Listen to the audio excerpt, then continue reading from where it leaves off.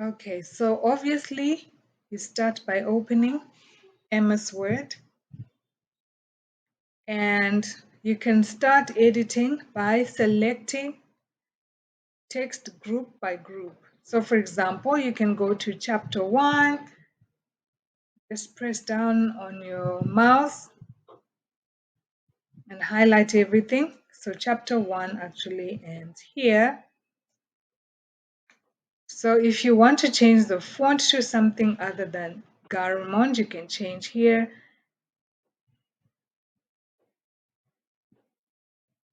Or you can just leave it like that. And you want to make sure it's the right font size. So let's say 12 or 11. I usually like 12, 11, but it depends on the size of the book. So let's just give it a 12. Now the chapter name is a different size. You want to make sure all the chapter names are a different size. So what you could do is you could highlight the whole document, select all, make sure everything is Garamond if that's what you'd like. Usually I like everything to be the same font in my whole document, then I play around with the sizes. So the chapter name will have a different size, and then the author name, different size, book title, different size. Let's look at that. Dedication, all that. See, book title, different size, 36. Author name is 18. Title name was 14. So you can do that. So the important thing here is to note that if you've got chapter names, obviously it makes sense to have all chapter names the same size. Otherwise, it might seem as if you make one chapter name larger than the others, are you trying to say that that chapter name is more important, that chapter is more important than the rest of the chapters? You know, you're already communicating a confusing message or a message that you don't actually want to communicate. So you have to make sure that everything is the right size. And of course, your book must be the right size, otherwise, it will be quite confusing. And why it's important for you to do this is because when you take your book to the editor, some editors, like this is how I used to edit books. I would charge according to the paper size and the font size. This is how I charge. I will count the number of pages according to the paper size and the font size. So I will say, for example, for A4 and font 12 Times New Roman or Garamond, I would charge maybe, I don't know, whatever amount I charge per page. And it's also important to note, a lot of editors like this. When you send your book to your editor, it has to be double spaced. So your editor might ask you to put it in double space. So you can just select everything, select all, right click, paragraph, line spacing, double space. So you see what happens is double space. This is because when the editor is editing, they might want to write something that they notice. So this is the space for them to write.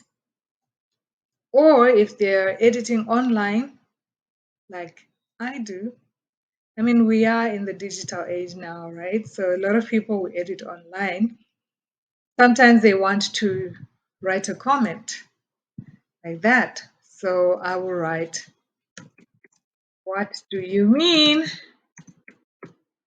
So what I did is I just went to review and then clicked here, new comment.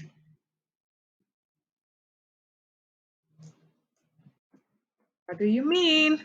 Or whatever it is that they want to ask you. So it kind of makes it easier to write.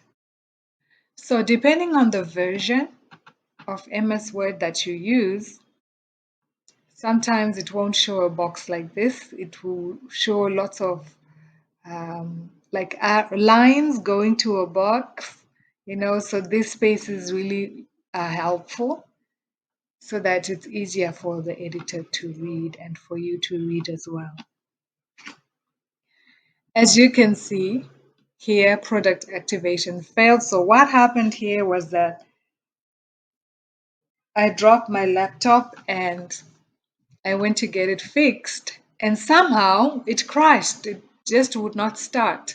And so they had to put MS Word again, start everything. I don't know what kind of MS Word they put for me, but and it was a new laptop, guys. I dropped a new laptop. Can you believe that?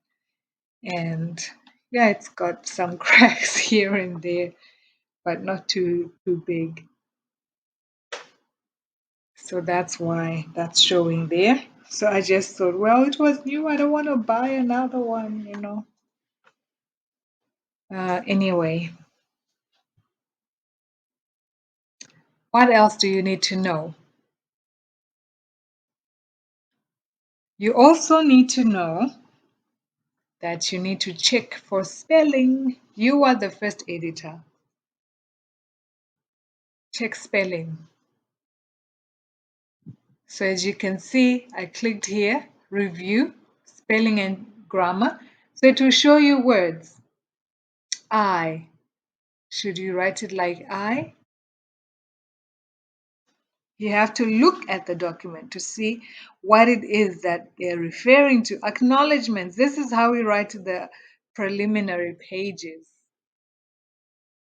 in Roman numerals. So it's actually correct to leave it like that. So we won't click change, we just say ignore, but we won't say ignore all because there might be another small letter I that is actually supposed to be big letter I. So you have to be careful. So you have to not just look here, but look here as well. So ignore. Again, PG, should I leave it like that? Well, it depends on how you want to put that. Of course, you're not going to put PG dot. So ignore all. Spelling and grammar complete. Everything is okay. So let's say I had a wrong spelling here, like that. Then click spelling and grammar. See, it's already picked it up. So chapter, yes, of course. Thank you. Change that. And spelling and grammar is complete. You will find that you will get a lot of questions in spelling and grammar if you're writing maybe words in certain languages. For example, when I was editing my book, I had all these names in different languages. And so it would say, are you not trying to say this and suggest an English word?